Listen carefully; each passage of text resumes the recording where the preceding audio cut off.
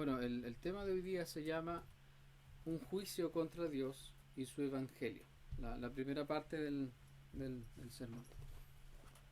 Recording in progress. Vamos a dividir este tema en dos partes y durante toda la historia el hombre ha cuestionado lo que Dios dice y lo que Dios hace. La palabra verdadera de nuestro Señor no es agradable para un corazón que está lejos de Dios.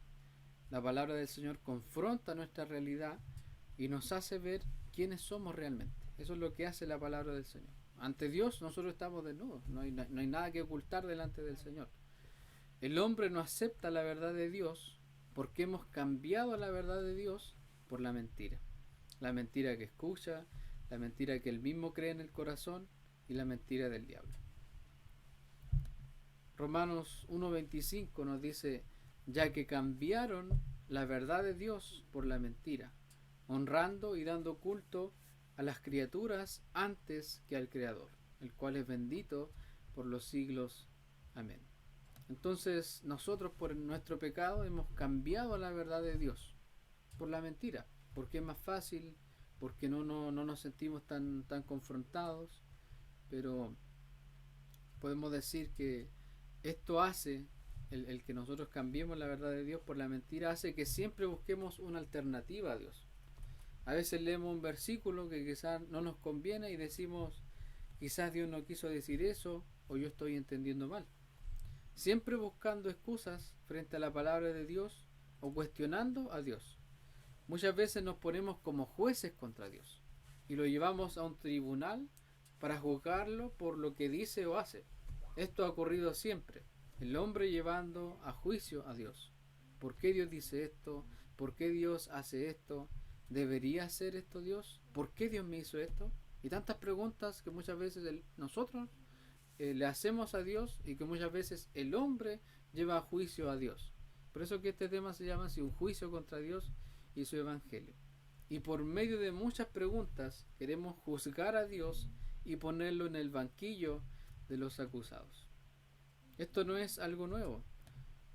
Cuando uno va a Juan, capítulo 8, versículo 3 al 6, dice, entonces los escribas y los fariseos le trajeron una mujer sorprendida en adulterio, y poniéndola en medio, le dijeron, maestro, esta mujer ha sido sorprendida en el acto mismo de adulterio, y en la ley nos mandó Moisés apedrear a tales mujeres. Tú pues, ¿qué dices? Mas esto decían tentándole para poder acusarle. Pero Jesús, inclinado hacia el suelo, escribía en tierra con el dedo.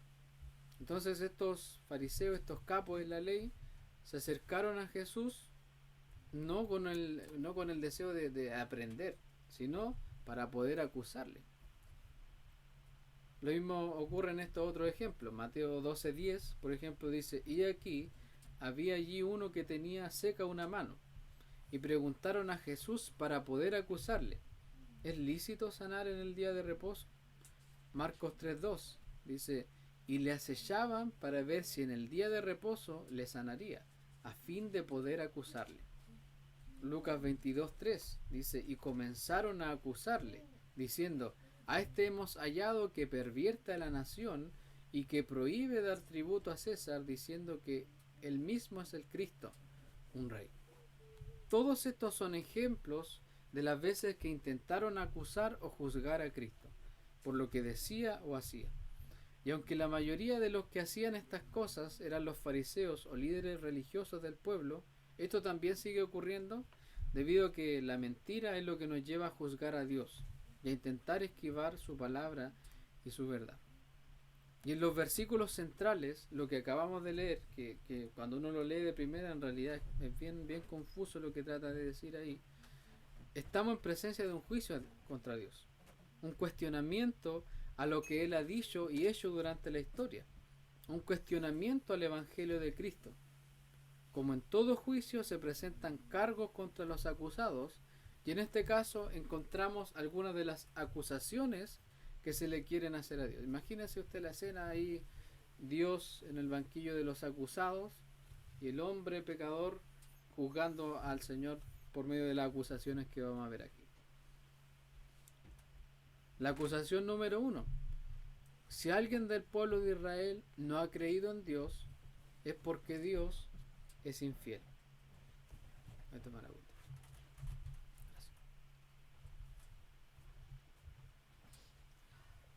Esta es la primera acusación contra Dios que encontramos en estos versículos. Si alguien del pueblo de Israel no ha creído en Dios, es porque Dios es infiel. Romanos 3.1 nos dice: ¿qué ventaja tiene pues el judío, o de qué aprovecha la circuncisión? Esta primera acusación está relacionada directamente con el pueblo de Dios, Israel, con la nación de Israel. Y el verso 1 nos hace la pregunta de qué ventaja tiene ser judío y de qué aprovecha la circuncisión. Recordemos que la circuncisión es la señal del pacto de Dios con su pueblo. Génesis 17:10 nos dice: este es mi pacto que guardaréis entre mí y vosotros, y tu descendencia después de ti. Será circuncidado todo varón de entre vosotros. Eso fue lo que el Señor le dijo a Abraham que tenía que hacer con todos los hombres de su casa, con los que había comprado, con todos los hombres que vivían en su casa. Y el verso 2 de Romanos nos responde: mucho. ¿De qué aprovecha ser judío? ¿De qué aprovecha la circuncisión? Mucho, en todas maneras. Primero, ciertamente que les ha sido confiada la palabra de Dios. Y esto quiere decir que tiene una gran ventaja ser judío, porque se les confió primeramente a ellos la palabra del Señor. El Señor no le dijo no sé, a Bernardo Higgins, voy a hacer a una nación Chile, no, sino que en este caso eligió a Abraham para de Abraham levantar su nación. Y esto lo vemos en Génesis 12, del 1 al 3, donde dice: pero Jehová había dicho a Abraham: vete de tu tierra y de tu parentela y de la casa de tu padre a la tierra que te mostraré. Y haré de ti una nación grande y te bendeciré y engrandeceré tu nombre y serás bendición. Bendeciré a los que te bendijeren y a los que te maldijeren maldiciré. Y serán benditas en ti todas las familias de la tierra.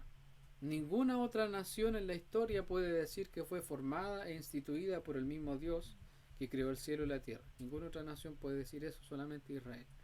Cuando Dios llama a Abraham, Dios comienza a confiar sus planes y palabras al pueblo que él formaría. Dios, este es el primer acercamiento que tiene con el patriarca Abraham, en Génesis capítulo 12. Y todas estas palabras que el Señor entregó a Abraham eran las palabras del pacto que él establecería con ellos.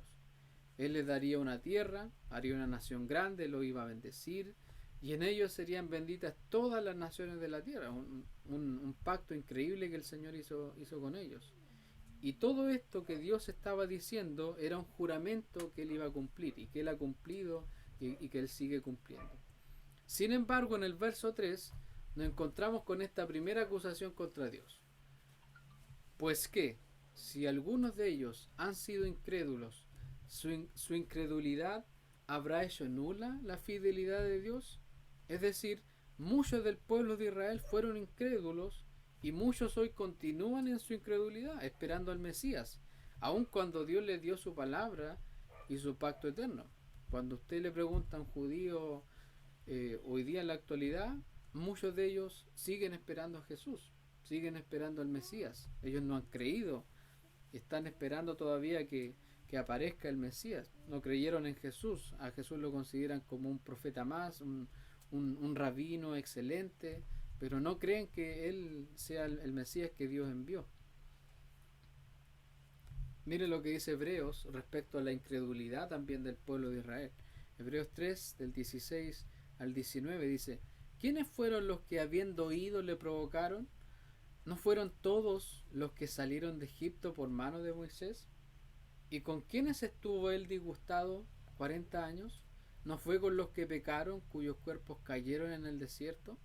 ¿Y a quiénes juró que no entrarían en su reposo, sino a aquellos que desobedecieron? Y vemos que no pudieron entrar a causa de su incredulidad. Recordemos también que Dios sacó a su pueblo de la esclavitud de Egipto. Sin embargo, estas mismas personas a las que Dios sacó provocaron al Señor, lo airaron y fueron desobedientes contra él y murieron en el desierto. A estos mismos, por su pecado, Dios les juró que no entrarían en la tierra prometida, por su incredulidad. Alguien podría decir, pero ¿cómo Dios pudo permitir que su propio pueblo muriera en su incredulidad? Los mismos que Él sacó de Egipto no creyeron en Él y murieron en su desobediencia. El pueblo al que le confió sus palabras. Y aquí es donde llegamos a la primera acusación contra Dios y su evangelio. De alguna forma alguien podría pensar que muchos no creyeran de su propio pueblo se deba a que Dios es infiel con su pacto y sus palabras. Pero ¿acaso la incredulidad de los judíos echa por tierra la fidelidad o verdad de Dios? Que Dios haya prometido hacer una nación grande, pero que muchos de ellos se perdieran, ¿anula la fidelidad de Dios?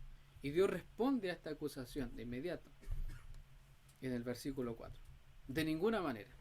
Inmediatamente el Señor echa por tierra esa acusación que le están haciendo ahí. Antes bien, sea Dios veraz y todo hombre mentiroso. Dios veraz quiere decir un Dios de verdad, un Dios verdadero. Dios es verdad y todos los hombres son mentirosos. El hecho de que muchos del pueblo de Israel no hayan creído en Él no significa que Dios sea infiel o mentiroso. Si un hombre es incrédulo no es por culpa de Dios, sino porque el corazón de aquella persona está llena de tinieblas y no quiere a Dios.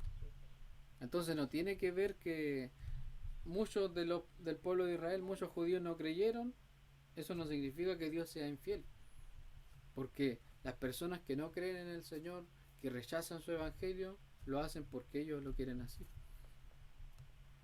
Romanos 1:21 nos dice, pues habiendo conocido a Dios, no le glorificaron como a Dios, ni le dieron gracias, sino que se envanecieron en sus razonamientos, y su necio corazón fue entenebrecido.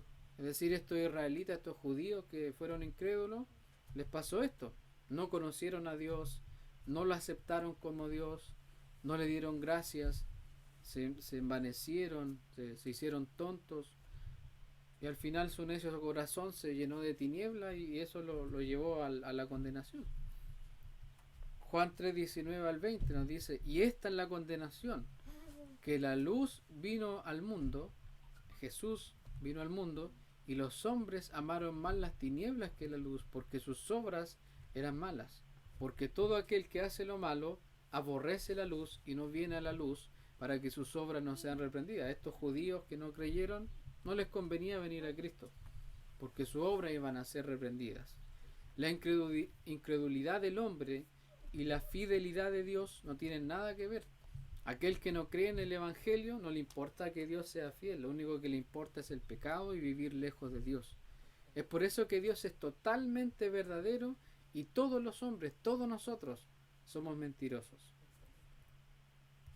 Si alguien dice que no es mentiroso, entonces está en contra de lo que dice la palabra del Señor. Somos mentirosos, somos dados a la mentira. Y es por eso que necesitamos que el Evangelio nos cambie para que podamos ser hombres verdaderos. Números 23:19, miren lo que dice. Dios no es hombre para que mienta, ni hijo de hombre para que se arrepienta. Él dijo y no hará, habló y no lo ejecutará. No es como nosotros el Señor. Muchas veces decimos voy a estar ahí a las 5, llegamos a las 6. O decimos voy a estar ahí y no vamos. Segunda de Timoteo 2:13 dice, si fuéramos infieles, Él permanece fiel. Él no puede negarse a sí mismo. Porque la fidelidad es un atributo de Dios. Él no puede negar, Él no puede cambiar eso, porque tampoco cambia. Dios no cambia. También debemos recordar que el verdadero pueblo de Dios no es aquel que tiene sangre judía o que ha pasado por la ceremonia de la circuncisión o que obedece toda la ley, sino que el verdadero pueblo de Dios son todos aquellos a quienes Dios ha salvado y transformado el corazón. A ellos Dios será fiel y los salvará eternamente. Él no puede negarse a sí mismo. Si Dios ha decidido salvarnos a nosotros, Él nos va a cuidar. Él nos va a guardar para siempre. No como a estos judíos que fueron incrédulos. Dios no se encarga de los incrédulos. Dios se encarga de cuidar a sus hijos. Su fidelidad no depende de nuestra capacidad. La fidelidad de Dios no depende de cuán capaces somos nosotros, sino que Él es fiel con su pueblo verdadero porque ama a su pueblo y nos ha comprado con la sangre de Cristo. Deuteronomio 7:9. Conoce pues que Jehová tu Dios es Dios, Dios fiel, que guarda el pacto y la misericordia a los que le aman y guardan sus mandamientos hasta 1000 generaciones.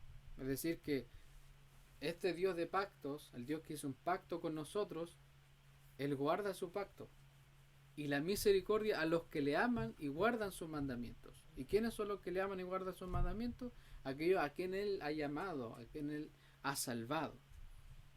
Y no solamente lo guarda por una generación, sino que hasta 1000 generaciones, o sea, para siempre, de forma infinita. Primera de Corintios 1:9 dice: fiel es Dios, por el cual fuisteis llamados a la comunión con su Hijo Jesucristo, nuestro Señor. Entonces, la primera acusación contra Dios la rechazamos porque la fidelidad de Dios está por sobre lo que nosotros podamos hacer. Si un hombre que ha recibido su palabra no cree en Dios, no es porque la palabra de Dios sea falsa, sino porque el hombre ha decidido continuar en su mentira y no creer en la verdad del Evangelio. Amén. ¿Cuál es la otra acusación en este juicio contra Dios? Dios es injusto cuando castiga, porque lo malo que hago lo hace quedar a Él como el más bueno y como más justo. Y esa acusación la encontramos acá, en Romanos 3:5. Y si nuestra injusticia hace resaltar la justicia de Dios, ¿qué diremos? ¿Será injusto Dios que da castigo? Y Pablo le añade aquí: hablo como hombre, porque él estaba pensando en esta objeción que muchas personas estaban haciendo contra Dios en aquel tiempo y que se siguen haciendo. Esta segunda acusación o objeción contra Dios nos dice que Dios es injusto al castigar a los pecadores. ¿Por qué? Porque según esta acusación, el pecado del hombre hace resaltar o sobresalir la justicia de Dios. Recordemos que el pecado es todo aquello que viola la ley de Dios, todo aquello que se rebela contra la verdad de Dios. Génesis 3, del 6 al 7, dice: y vio la mujer que el árbol era bueno para comer, y que era agradable a los ojos, y árbol codiciable para alcanzar la sabiduría, y tomó de su fruto, y comió, y dio también a su marido, el cual comió así como ella. Entonces fueron abiertos los ojos de ambos, y conocieron que estaban desnudos. Entonces cosieron hojas de higuera y se hicieron delantales. Fue en ese preciso momento donde el pecado entra en el mundo y todos nosotros quedamos separados de Dios y comenzamos a hacer lo malo delante del Señor. Desde la caída del hombre en el huerto del Edén, el hombre no ha hecho otra cosa sino que elegir un camino distinto al camino de Dios, el camino de la injusticia. No hay ningún hombre que nazca y diga: no, yo quiero ir hacia Dios. No, no existe eso. Jamás va a existir en la historia. Isaías 53:6, la parte A, dice: todos nosotros nos descarriamos como ovejas, cada cual se apartó por su camino, cada cual creó su propio camino lejos de Dios. Todos nosotros, no hay excepción alguna. Incluso los niños que son criados en el Evangelio también necesitan creer en Cristo. Y aquí en esta segunda acusación se nos dice que todo el pecado que el hombre comete hace ver a Dios como el más bueno y justo y santo. Y por lo tanto el pecado estaría ayudándole de alguna forma a Dios. Algo súper extraño. Como que el pecado fuera un beneficio para Dios. Y es por esto que si Dios condena al pecador sería injusto, porque está condenando algo que le beneficia a él. Pero la realidad es que, al igual que en la primera acusación contra Dios, lo que el hombre haga o deje de hacer no le va a afectar en nada a quien es Dios. Lo que nosotros hagamos o dejemos de hacer no le afecta en nada a Dios. Si un hombre peca más o peca menos, no le va a traer mayores problemas a Dios, ni tampoco lo ayudará en algo. Esta segunda acusación confunde la injusticia del hombre con la justicia de Dios, Así como en la primera veíamos una falsa relación entre la incredulidad de algunas personas con la fidelidad de Dios, en esta segunda acusación se quiere dejar a Dios como injusto por condenar el pecado de los hombres. Y de nuevo está la misma frase, en ninguna manera, en el versículo 6. Y cuando la Biblia nos presenta este tipo de frases, hay un énfasis ahí. Hay un énfasis, algo en lo cual nosotros tenemos que poner atención, en ninguna manera. De otro modo, ¿cómo juzgaría Dios al mundo? ¿Y por qué en ninguna manera? Primero porque Dios no utiliza el pecado para su beneficio. El pecado no le trae ningún beneficio a Dios. Es más, Él no necesita absolutamente nada de nosotros. No necesita ni nuestras buenas ni nuestras malas obras. No necesita lo bueno que hacemos y tampoco necesita lo malo. Él es absoluto. Él es independiente. Él es soberano. Nosotros somos los que necesitamos al Señor. No Él necesita lo malo de nosotros para mostrarse Él como ejemplo, ¿no? Miren lo que dice Hechos 17, 24 al 25.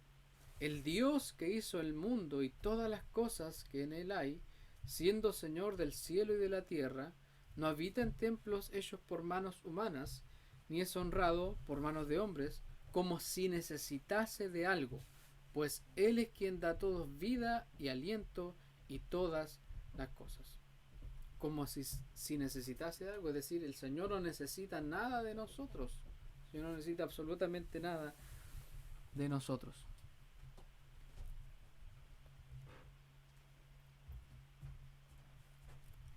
Las injusticias y pecados de los hombres que viven sin Dios no hacen resaltar la justicia de Dios. Lo único que hacen es perjudicarlos a ellos mismos. Pues si no se arrepienten y no creen en el Evangelio, entonces están acumulando ira para el día del juicio final. El Señor no necesita compararse con nosotros para mostrarse como el más justo. Él no cae en comparaciones. Nosotros caemos en comparaciones. Nosotros decimos, yo soy mejor que ese, yo soy más justo que ese, yo soy más bueno que tal persona. Nosotros caemos en comparaciones, pero el Señor no cae en ese tipo de comparaciones porque Él es Dios y Él no necesita rebajarse a nuestro nivel. Incluso los hombres intentan usar el pecado para su propio beneficio, para resaltar su orgullo y ego, pero nuestro Dios es soberano y no lo necesita. Nosotros lo necesitamos a Él. Miren lo que dice Romanos 2.5. Pero por tu dureza y por tu corazón no arrepentido, atesoras para ti mismo ira para el día de la ira y de la revelación del justo juicio de Dios. Es decir que la injusticia del hombre, el pecado del hombre, no puede y nunca va a poder resaltar ningún atributo del Señor. Ni lo bueno, ni nada de Dios es resaltado por el pecado. Sino que al final el hombre con su pecado lo único que hace es perjudicarse a sí mismo. Salmo 2, versos del 1 al 4 dice: ¿Por qué se amotinan las gentes y los pueblos piensan cosas vanas? Se levantarán los reyes de la tierra y príncipes consultarán unidos contra Jehová y contra su ungido Jesús, diciendo: rompamos sus ligaduras y echemos de nosotros sus cuerdas. El que mora en los cielos se reirá. El Señor se burlará de ellos. Nuestro Dios es soberano. Él se burla de aquellos que se levantan contra Él, intentan esquivarlo o evitarlo. Nuestro Dios también se burla. Es un Dios que se ríe de las personas que intentan hacer estas cosas, que se tratan de levantar contra Dios. Porque el que se humilla va a ser enaltecido y el que se exalta va a ser rebajado, va a ser humillado.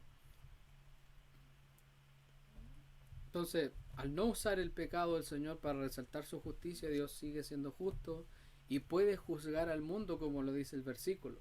Porque dice: de otro modo, ¿cómo juzgaría Dios al mundo?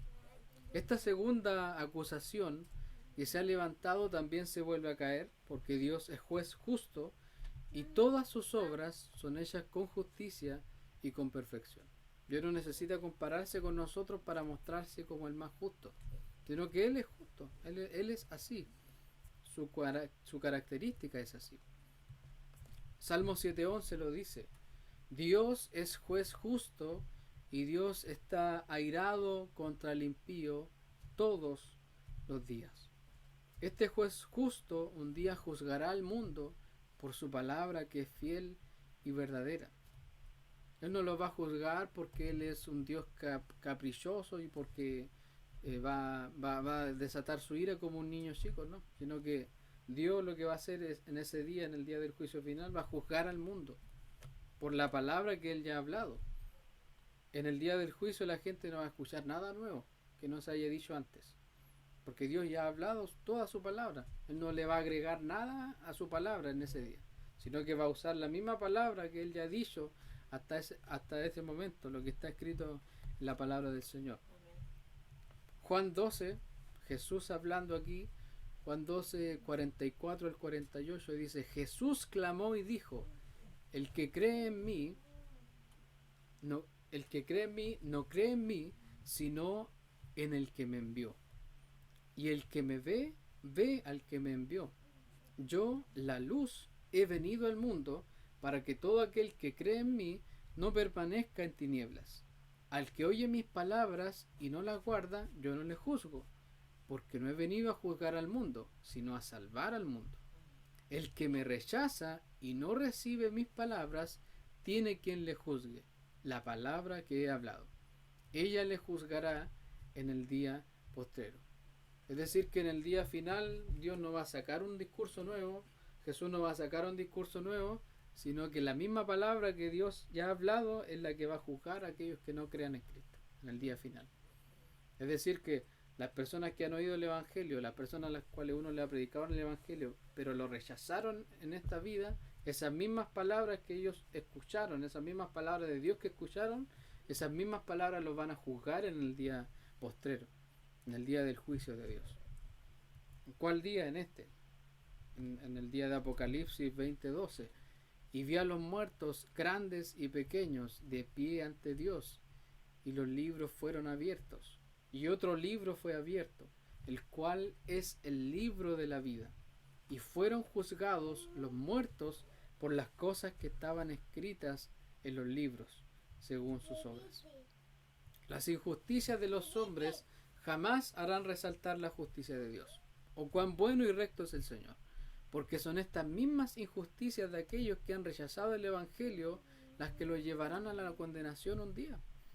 Sin embargo, para su pueblo escogido y para todos los que creen en Él, Él ha hecho notar y resaltar su compasión y justicia al enviar a su Hijo.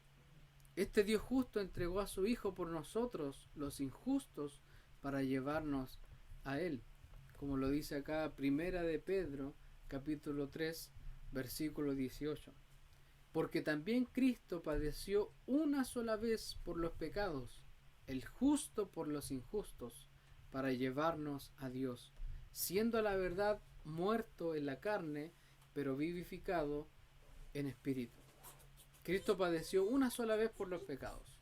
Cristo nos sigue padeciendo por nosotros. Ya no hay más sacrificios. El sacrificio de Cristo, lo que Cristo hizo en la cruz, es un sacrificio completo para aquellos que aún ni siquiera han nacido, para aquellos creyentes que ni siquiera todavía han nacido. Ese sacrificio ya está ahí cubriendo los pecados de los que todavía ni siquiera nacen, pero que van a creer en Cristo en el futuro. El justo por los injustos. Incluso la sangre de Cristo tiene poder para cubrir los pecados que nosotros vamos a cometer en el futuro. Esos pecados ya están comprados por la sangre de Cristo. Jesús no tiene que volver a morir por esos pecados, sería absurdo. Por eso que ese sacrificio es un sacrificio eterno, porque no solamente apuntaba al pasado, porque los pecados de los patriarcas de Abraham también fueron cubiertos con la sangre de Cristo, y también apunta al futuro, porque todos los creyentes que van a creer en el futuro también tienen sus pecados ya pagados con la sangre de este Cordero hermoso. El justo por los injustos, para llevarnos a Dios. Eso fue lo que Dios hizo al enviar a Jesús. El justo por los injustos, ese intercambio del que siempre cantamos y del que siempre vamos a cantar hasta en el cielo vamos a cantar de ese glorioso intercambio. Isaías 53, verso del 5 al 6. Mas él herido fue por nuestras rebeliones, molido por nuestros pecados. El castigo de nuestra paz fue sobre él, y por su llaga fuimos nosotros curados. Todos nosotros nos descarriamos como ovejas, cada cual se apartó por su camino, mas Jehová cargó en él el pecado de todos nosotros. Él fue molido por nuestros pecados. Nos dice fue golpeado, fue cacheteado, sino que fue molido por nuestros pecados. Él sufrió el peor castigo, la peor vergüenza, la peor maldición que un hombre la peor muerte que un hombre podía sufrir en ese tiempo era morir crucificado. Hoy día quizá la peor muerte podría ser en la silla eléctrica en algunos lados, pero en ese tiempo de la historia la peor muerte, la muerte más vergonzosa, por lo menos en Israel, era morir crucificado. Entonces dice, el castigo de nuestra paz fue sobre él. El castigo de nuestra paz fue sobre él. Y por su llaga fuimos nosotros curados. Es decir, que no solamente somos perdonados, no solamente somos salvados, sino que también somos curados de todo lo malo que pueda haber en nuestro corazón. Hay una cura para el pecado. El pecado tiene una cura, tiene una vacuna que se llama la sangre de Cristo. Amén. Y el que no esté vacunado con esa vacuna tiene que ponérsela, porque esa vacuna es la que limpia el corazón. Todos nosotros nos descarriamos como ovejas. Cada cual se apartó por su camino, y yo creo que hasta el día de hoy muchas veces seguimos tomando caminos que a Dios no le agradan, pero por su misericordia, Él, como es nuestro buen pastor, Él nos vuelve a tomar y nos vuelve a guiar por su camino. Mas Jehová cargó en él el pecado de todos nosotros. ¿Y cuántos millones de pecados serán? Trillones de... Son tantos pecados, son incontables. El pecado de todos nosotros, el pecado de todos los pecados cometidos por todos los creyentes durante toda la historia sobre Cristo en la cruz. Con razón Cristo sudaba sangre, porque el pecado de todos nosotros estaba sobre él. En su martirio, el pecado de todos nosotros, todo lo malo que hemos hecho, todo lo malo que incluso nosotros nomás sabemos, que nadie más sabe, estaba ahí sobre él. Y Cristo murió por cada pecado, cada uno de los pecados, hasta esos pecados que nosotros olvidamos, porque nosotros ni siquiera sabemos cuánto hemos pecado en la vida. Pero solo Dios lo sabe. Solo Dios lo sabe. Por eso que siempre tenemos que estar pidiendo perdón al Señor. El camino de la fe es un camino de arrepentimiento y fe. Siempre hay que estar confesando nuestros pecados a Él, porque su sangre sigue vigente. Ese es un raudal que sigue vigente, así como la lluvia, por ejemplo, del diluvio estuvo vigente durante todo el diluvio. Y llegó un momento en el cual el diluvio cesó. Y va a llegar un momento en el cual la sangre de Cristo ya no va a correr más, ya no va a perdonar más, porque ese momento vamos a estar allá con Él en el cielo. Hebreos 8:12 nos dice, porque seré propicio a sus injusticias, y nunca más me acordaré de sus pecados y de sus iniquidades. Esta palabra propicio tiene que ver con que Dios no trata mal nuestro pecado, sino que Dios trata agradablemente nuestro pecado. Seré agradable a sus injusticias, a sus pecados. Y eso es el Señor lo que ha hecho con nosotros. No nos ha dado un castigo por nuestros pecados, sino que puso el castigo que nosotros merecíamos en la espalda de Cristo. Y dice, y nunca más me acordaré de sus pecados y de sus iniquidades. ¿Cuánto tiempo nosotros llevamos recordando quizá el pecado que cometimos hace tantos años? Pero el Señor nos dice, yo ni siquiera me acuerdo de ese pecado, ni siquiera me acuerdo de esa iniquidad. Muchas veces nos cuesta creer en el perdón de Dios. La psicología nos dice, tienes que perdonarte a ti mismo. Eso no es bíblico. No es bíblico perdonarnos a nosotros mismos, eso no existe. Lo que sí existe es pedir perdón a Dios y creer en el perdón de Dios. Porque el perdón de Dios, ¿qué incluye? Que Él nunca más se acuerda de nuestros pecados y de nuestras maldades, de nuestras iniquidades. Y así es como el Señor nos puede librar de la condenación del día final.